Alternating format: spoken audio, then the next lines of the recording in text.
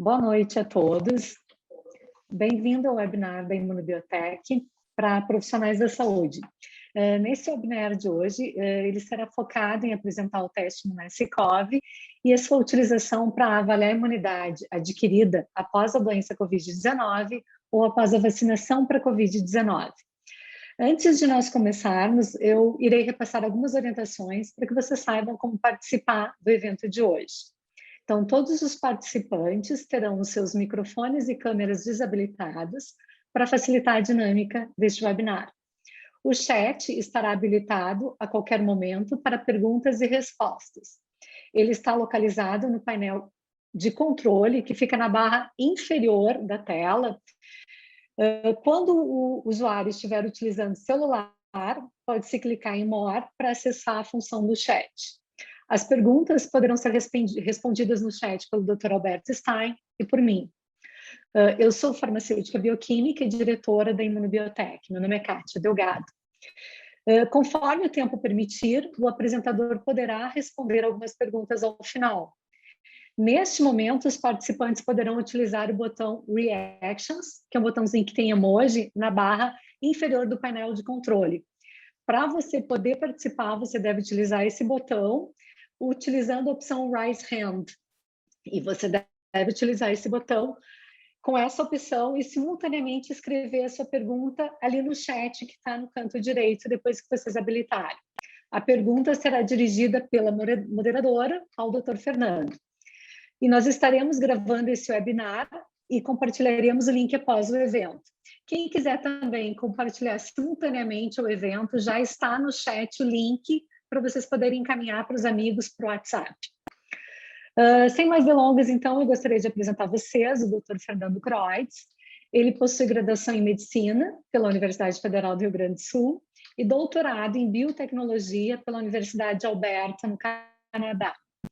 Ele é médico, foi professor da URGS e UBRA e hoje é licenciado da Escola de Ciências da Vida e Saúde da PUC-RS, atuando na graduação e na pós-graduação. É diretor-presidente do Grupo FK Biotecnologia, é pesquisador nível 1 do CNPq, também foi presidente da Associação Brasileira de Biotecnologia e conselheiro da Amprotec. Atua também como mentor de startups e investidor anjo. O Dr. Fernando, então, tem experiência na área de medicina, biotecnologia, inovação e empreendedorismo, focado principalmente na área de ciências da vida, atuando em temas como imunoterapia, anticorpos monoclonais, imunodiagnóstico e nanotecnologia. Tem 9 patentes depositadas nos Estados Unidos, sendo uma delas para vacina anti-câncer e 2 relacionadas à Covid-19. E ele é um dos idealizadores do Imunescov-19. Aproveitem a apresentação e com a palavra, então, o Dr. Fernando.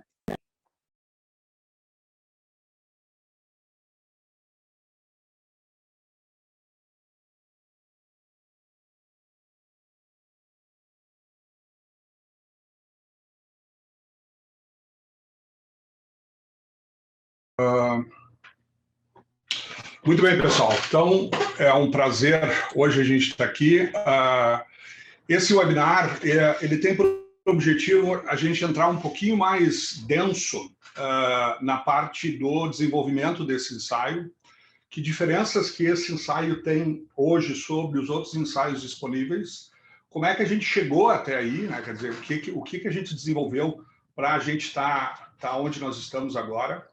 E mais importante que isso, que como esse ensaio a gente acredita que tenha um enorme impacto, tá? Não só no saber que os pacientes, né, como os pacientes estão do ponto de vista de imunidade, mas também, agora que a gente tem as vacinas e que vacinas estão, cada vez novas vacinas chegando, né, que capacidade a gente vai ter que ter para poder determinar se essas vacinas estão tendo a eficácia necessária, tá? Então, a gente vai andar desde assuntos bem básicos do desenvolvimento desse ensaio até questões bastante técnicas, né, de detecção de epítopos, né, de diferenças que tem desse ensaio para outros ensaios que hoje estão aí disponíveis no mercado. Tá? Eu espero que vocês apreciem a apresentação. De novo, como a Kátia falou, se houver perguntas, né, vocês, por favor, façam no chat. Tá? Se não der tempo de responder, por favor, encaminhem para a Imunobiotech, que a gente terá o maior prazer em responder as perguntas que a gente puder. Bom, então eu vou começar com uma coisa bem simples, né? E eu costumo dizer para os meus alunos de graduação, né, que quando a gente tem um imunoensaio, né, quando a gente tem um ensaio que a gente usa no laboratório, todo e qualquer imunoensaio, né, ele tem obrigatoriamente 3 componentes. Tá? Ele tem obrigatoriamente o antígeno, tá? Ele tem obrigatoriamente o anticorpo e ele tem obrigatoriamente uma marca. Tá? Então, todo e qualquer ensaio, todo e qualquer imunoensaio que a gente vê, né, sempre vai ter esses 3 componentes obrigatórios. Tá? O antígeno, o anticorpo e uma marca. Né? A marca serve justamente para a gente detectar a formação do complexo antígeno-anticorpo. Tá? Então, este ensaio em particular, tá, ele é chamado de um ensaio imunométrico, tá? Imuno, anticorpo, métrico porque ele mede, tá? Então é um ensaio imunométrico e tem a capacidade de não apenas detectar, ou seja, não é apenas dizer que ele é positivo ou negativo, mas ele tem a capacidade de medir, de quantificar essa concentração de anticorpo. E vocês vão ver como isso é importante. Tá? Uma outra característica importante desse ensaio, tá, que a gente vai discutir com bastante atenção, tá, é que esse ensaio utiliza a proteína S completa, tá, a proteína S tridimensional. A gente já vai ver por que isso é importante e por que isso diferencia dos outros ensaios. Um outro aspecto, esse é um ensaio de IgG, tá? Então ele detecta a presença de IgG. Tá? Por que não IgM? Porque a IgM é a imunoglobulina da resposta aguda, tá? Enquanto que quando a gente fala em imunidade, quando a gente fala na resposta pós-infecção, tá? A principal imunoglobulina para isso é a IgG. Então, quando a gente desenvolveu esse teste, o objetivo era exatamente desenvolver um teste que pudesse ser usado não para a fase aguda da doença, né? Porque na fase aguda da doença, o que a gente tem é a detecção molecular por PCR ou a detecção de antígeno. Mas quando a gente fala, então, em imunidade pós-Covid, né? A gente vai falar, então, sobre a detecção de anticorpos. E isso tem a ver com o que a gente chama de imunidade humoral. Tá? Bom, isso lá em fevereiro de 2020, né, quando a gente começou a ver os números de casos que estavam acontecendo e a gente começou a ver que havia, sim, uma necessidade da gente ter disponível no país, né, um ensaio capaz de detectar, então, essa resposta ao SARS-CoV-2. Tá? E esse projeto nasce, então, tá, primeiro, de um conhecimento que a gente tem de trabalhar nessa área por mais de 20 anos, né? Então uma experiência muito sólida na questão de desenvolvimento de ensaios. Né? Nós já desenvolvemos uma série de ensaios, né, com projetos importantes, projetos envolvendo o CNPq, projetos envolvendo a FINEP, né? Ou seja, projetos que têm uma repercussão nacional, né, do ponto de vista de desenvolvimento de ensaio. Então, naquele momento, na verdade, a gente acabou formando, então, um grupo envolvendo a Imunobiotech, envolvendo a Universidade Federal do Rio de Janeiro, tá? Envolvendo o grupo FK Biotech, envolvendo a Embrapi, envolvendo o Sebrae, tá? Envolvendo Biomanguinhos Fiocruz. Tá? Então, esse grupo, tá? Que começou a trabalhar nesse ensaio, cada um desses entes tinha uma responsabilidade diferente, né? Então, todo esse ensaio, todo esse desenvolvimento foi feito, né, a partir, então, da ideia de que a gente precisava de um ensaio que fosse totalmente nacionalizado, que a gente não tivesse problema em termos de importação de insumos, o que seria um contratempo dentro da nossa necessidade. Bom, então esse ensaio é um princípio do ensaio bastante relativamente simples, né? Um ensaio imunométrico. Ele usa a plataforma de ELISA, tá? Então ele usa uma enzima e essa enzima interage com o substrato, que é o TMB, e gera uma cor. Tá? E a intensidade dessa cor é o que a gente mede no ensaio. Então, o que basicamente a gente tem quando a gente realiza esse ensaio, a gente tem uma densidade óptica, né? Tá aqui a densidade óptica, que é a intensidade da cor. Né? Quanto maior a intensidade da cor, né? Significa o quê? Que mais anticorpos aquele paciente tem. Tá? E nesse tipo de ensaio, o que a gente desenvolve? A gente desenvolve, então, a gente tem pacientes que são sabidamente reagentes, pacientes que são sabidamente negativos, né?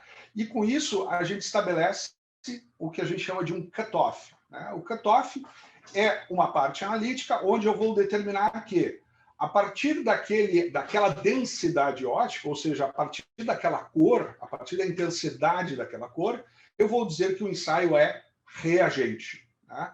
Abaixo daquele limiar, abaixo daquele cutoff, eu vou dizer que o ensaio é não reagente. E às vezes eu tenho pacientes que estão nessa zona cinzenta, né? Nessa zona que está perto de ser positivo, né? Então a gente diz que seriam pacientes que estariam indeterminados. Então, isso que vocês estão vendo aqui, né, o pessoal de laboratório, é, na verdade, um estudo de validação que foi feito no nosso laboratório parceiro, né, onde uma série, então, de amostras positivas foram colocadas, uma série de amostras negativas foram colocadas, e com isso a gente faz um processo de validação desse ensaio. Tá? Bom, o que mais que a gente avalia quando a gente está fazendo um processo de validação? Né? A gente avalia a variabilidade interassay. O que quer dizer isso? Se eu fizer o teste hoje e eu fizer o teste amanhã, a mesma amostra, vai apresentar resultados diferentes? Né? Então, isso tem a ver com o que a gente chama de variação interensaio. Quer dizer, se eu fizer num dia e fizer no outro dia, esse ensaio tem que dar o mesmo resultado. E aqui a gente tem um estudo onde a gente avalia isso, né? E isso, então, cada ponto desses aqui representa, então, uma medida num dia e a outra medida no outro dia. E aqui a gente tem um índice de correlação, né, que é extremamente significativo, um índice que é quanto mais perto de 1 for esse índice, né, mais significativa vai ser essa correlação. 0,96 é uma excelente correlação. O que quer dizer isso? Que eu fazer num dia ou fazer no outro dia, fazer por um operador ou por outro operador, os resultados serão os mesmos. Um outro ponto que é importante nessa parte analítica do método, né, eu estou falando aqui bem coisas analíticas, isso aqui é bem para o grupo que trabalha em laboratório. Tá? Uma outra questão importante, tá, é a variação dentro do mesmo ensaio. Né? Então, por exemplo, se eu fizer um ensaio e na mesma placa, no mesmo ensaio, eu repetir este ensaio, né, eu fazer um outro pocinho com a mesma amostra, que variabilidade, que coeficiente de variação eu vou apresentar. Tá? A gente sabe que os coeficientes de variação, quando eu tenho um número muito pequeno, eles normalmente são maiores, e à medida que esse número vai aumentando, os coeficientes de variação vão diminuindo. Tá? Então, esse é um ensaio que tem um coeficiente de variação excelente. Tá? Então, aqui, quando eu estou falando com amostras bem baixinhas, né, eu tenho próximo a média disso aqui é 11%. Tá? Quando eu tenho aqui números muito pequenininhos, ele é um pouco maior. Quando eu tenho números maiores, ele é menor. Isso é bem esperado que a gente tem quando a gente está trabalhando com um ensaio deste tipo. Bom, então a gente tem a questão de pontos de corte do ensaio, quando a gente determina que o ensaio é positivo ou quando a gente determina que o ensaio é negativo. A gente tem a variabilidade fazendo num dia ou fazendo no outro, que é excelente, e a gente tem o coeficiente de variação, que também é excelente no desenvolvimento de um ensaio como esse. Baseado nessas informações e baseado, então, agora num pool de amostras sabidamente positivas e num pool de amostras sabidamente negativas, a gente vai conseguir determinar a sensibilidade, a especificidade, o valor preditivo positivo, o valor preditivo negativo. Tá? Então, esse é um ensaio, tá, que, do ponto de vista de performance, tá, ele é um ensaio excelente. Tá? Ele tem uma sensibilidade alta, uma especificidade alta e um valor preditivo positivo e negativo também altos. Então, isso é apenas para a gente caracterizar analiticamente, né, esse nosso ensaio. Bom, eu queria agora voltar a um ponto que é um ponto crucial em toda essa pandemia, que tem a ver com os antígenos virais e a estrutura proteica do vírus. Tá? Já se fala bastante sobre isso, né? Então, isso aqui é uma representação gráfica do vírus, né? Onde eu tenho a proteína S, a proteína de spike, tá? Que na verdade dá o nome de coronavírus, porque parece uma coroa, tá? Que é um dos antígenos fundamentais na resposta imune, tá? E um outro antígeno que é muito conhecido do pessoal de laboratório, tá? Tem a ver com o nucleocapsídeo, tem a ver com essa nucleoproteína, tá? Que aonde o RNA viral se enrola, tá? Então o RNA viral se enrola dentro dessa proteína que está dentro do vírus, tá? Aqui eu vou fazer uma analogia que a gente conhece bem, né? Que é a hepatite B, tá? O vírus da hepatite B, que é um vírus de DNA, não é um vírus de RNA, mas ele tem dois antígenos que a gente conhece muito bem, tá?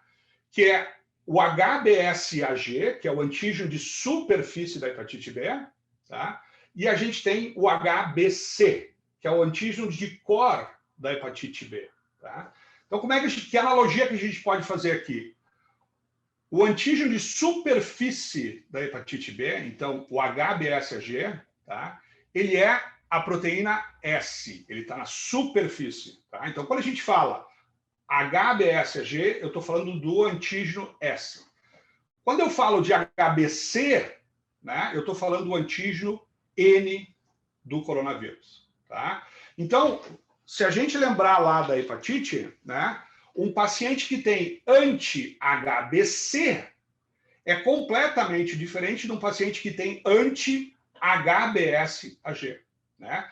O anti-HBsAg indica imunidade e o anti-HBc indica que o paciente entrou em contato com o vírus. Então, são informações biológicas e informações clínicas completamente diferentes. Tá? E a gente tem que fazer essa racional porque o antígeno S, a proteína S, anticorpos contra a proteína S, é uma informação completamente diferente de anticorpos contra a proteína N do vírus. Tá? Muita confusão foi criada por isso, né? Se utilizou muito ensaios que detectavam, então, anticorpos contra a proteína N, tá? E a informação que a gente tem ali é completamente diferente da informação que eu tenho quando eu trabalho com o antígeno S. Tá? Bom, aqui a gente tem um pequeno vídeo, eu vou passar esse vídeo só para a gente relembrar, tá? Esse vídeo está disponível no nosso site. Liga-se às células humanas através da proteína S viral. Para que o paciente esteja imune ao vírus, é importante desenvolver anticorpos contra a proteína S. A estrutura viral do Covid-19 possui alguns tipos de proteínas. As mais importantes do ponto de vista do imunodiagnóstico são proteína N, que recobre o RNA viral, e a proteína S fundamental para a ligação do vírus nas células humanas. Na superfície das células humanas também existem várias proteínas. Uma delas, chamada de ACE2, que ajuda no controle da pressão arterial. A proteína S do vírus possui uma afinidade grande pela ACE2, proporcionando a ligação do vírus às células que possuem esta enzima em sua superfície. Quando o vírus se conecta à célula humana, reações bioquímicas ocorrem para que a partícula viral penetre na célula e inicie sua multiplicação, causando assim a infecção. Se o paciente tiver anticorpos específicos contra a proteína S, estes anticorpos poderão impedir a ligação do vírus com as células humanas. Assim, o Covid-19 não consegue infectar a célula e o vírus pode ser, então, removido do nosso organismo pelo sistema imunológico. Imunobiotech, desenvolvendo soluções inovadoras no combate ao Covid-19. Muito bem, pessoal. Esse vídeo, tá? Ele serve para gente entender um pouquinho, tá? Do que efetivamente, né? Quando a gente está falando da infecção, ou seja, quando o vírus entra para dentro da célula e o vírus precisa obrigatoriamente entrar para dentro da célula, tá? O vírus não se replica fora da célula, ele precisa estar dentro da célula para poder se replicar. Tá? Então, o que acontece? Quando o vírus entra em contato com essa ACE2, ele faz esse contato, né? Ele se liga, então, na ACE2, e depois de se ligar, ele tem que fazer uma outra coisa, que ele tem que penetrar para dentro da célula. Então, a gente tem dois momentos que são muito importantes. A gente tem o primeiro momento, que é a ligação do vírus à célula, e o segundo momento, que também é fundamental no processo de infecção, que tem a ver com a entrada do vírus para dentro da célula. Se o vírus apenas se ligar e não conseguir entrar para dentro da célula, ele também será neutralizado. Tá? Então, quando a gente fala em anticorpos que neutralizam, significam anticorpos que não permitem a infecção do vírus na célula. Tá? E a gente vai falar um pouco sobre isso, tá? Para a gente entender quais são essas diferenças. Bom, essa proteína S, tá? É a que a gente fez aqui, então, uma representação esquemática dela, tá? E eu queria atentar vocês para alguns pontos que são bem importantes, tá? Bom, então aqui eu tenho a S1, aqui eu tenho a S2, tá?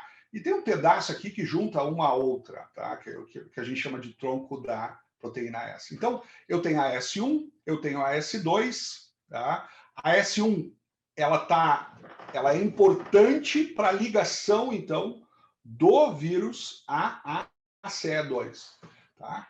E se eu olhar na região S1, então na proteína S, a região S1, tá? A porção S1 da proteína, eu tenho um lugarzinho nela, eu tenho uma sequência de aminoácidos, que aqui eu representei com esse triângulozinho verde, tá? Que a gente chama de Receptor Bind Domain, tá? Que é o tal do RBD. Tá? O que é o RBD? É um pedacinho da proteína S, tá? E esses aminoácidos aqui, essas posições aqui, né? Aqui eu representei apenas 4 posições, né? Cada posição dessas seria um aminoácido, tá? O que a gente tem aqui? Esses aminoácidos que interagem, né? De um lado eu tenho os aminoácidos do vírus, do outro lado eu tenho os aminoácidos da ACE2. E a interação acontece ali. O sítio de ligação efetivo é ali. Alguns pontos que são importantes em relação aos coronavírus. Tá? Estes aminoácidos aqui, essas posições, esses triângulozinhos verdes aqui, tá? São posições altamente conservadas. O que quer dizer isso? Elas são fundamentais no processo de infecção. Tá?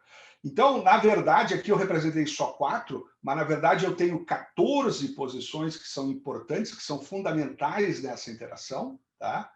E olha só o que acontece. Quando eu olho outras espécies de coronavírus, tá? Dessas 14 posições, eu tenho 8 posições que são idênticas e 6 posições que são semi-idênticas. O que quer dizer isso? Um aminoácido, né, como você sabe, a gente tem lá os nossos 20 aminoácidos essenciais, né, e os aminoácidos têm carga diferente, têm partes que são hidrofobicidade diferente, né, tamanhos diferentes, mas eu tenho aminoácidos que são parecidos. Tá? Mas olha só que interessante, os coronavírus, essa posição deles aqui, esse ponto aqui, ele é fundamental para a ligação e para a infecção do vírus, especificamente nas células que ele infecta. Tá? E a gente vai falar um pouquinho mais adiante o que acontece quando eu tenho uma mutação aqui nesses aminoácidos. Tá? Então, uma mutação nesses aminoácidos aqui pode gerar o quê? Pode mudar a afinidade, um aminoácido que eu troco aqui pode mudar a afinidade do vírus com a ACE2, ou pode, inclusive, inviabilizar a ligação do vírus com a ACE2. Tá? Então, mutações aqui são extremamente importantes. Tá? Aí tem um outro aspecto que é pouco falado, mas que é muito importante, tá? Que aqui está representado com esses ângulos aqui amarelos, tá? O que são isso? Isso aqui, na verdade, são carboidratos, tá? Quando a gente fala de uma proteína, a proteína é feita de aminoácidos, e quando a gente fala de uma glicoproteína, é porque os aminoácidos, junto aos aminoácidos, tá? Eu tenho carboidratos. Então, quando a gente analisa um antígeno, quando a gente analisa os epítopos desse antígeno, então eu tenho um antígeno, que é a proteína inteira, ou uma glicoproteína, e fragmentos dessa proteína nós chamamos de epítopos. Tá? E o que a gente tem? A gente tem epítopos que são proteicos, ou seja, que não dependem de carboidratos, e a gente tem epítopos que são dependentes de carboidrato, ou seja, eles, para existirem, o carboidrato tem que estar presente. Se eu não tiver o carboidrato, esse epítopo desaparece. Tá? E aí tem um aspecto que é muito importante, pessoal, que é fundamental, que é o seguinte, ó. Vocês viram que eu falei aqui que tinha, né, essas posições de aminoácidos eram extremamente conservadas, tá? Mas olha só que interessante, as posições desses carboidratos, eles também são altamente conservadas. Ou seja, muito provavelmente, esses carboidratos são fundamentais quando eu tenho a ligação do vírus com a célula e quando eu tenho a internalização do vírus para dentro da célula. Então, eu preciso ter a habilidade, a capacidade de detectar anticorpos, não somente contra o receptor bind domain, não somente com a proteína S, mas também contra esses epítopos, que são epítopos dependentes do carboidrato. Tá?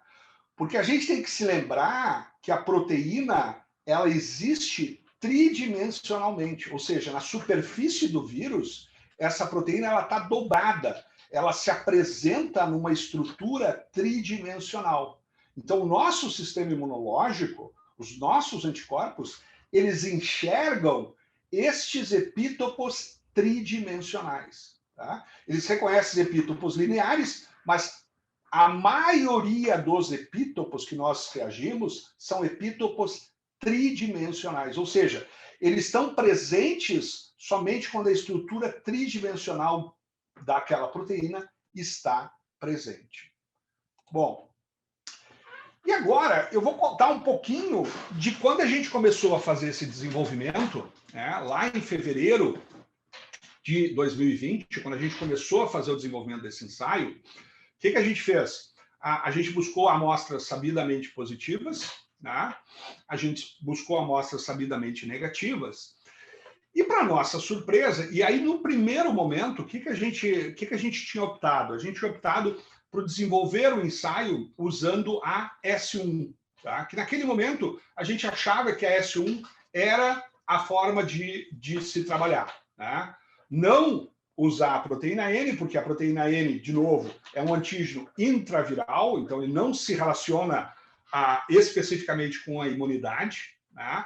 E nós queríamos um ensaio que determinasse imunidade, que pudesse se correlacionar com a imunidade.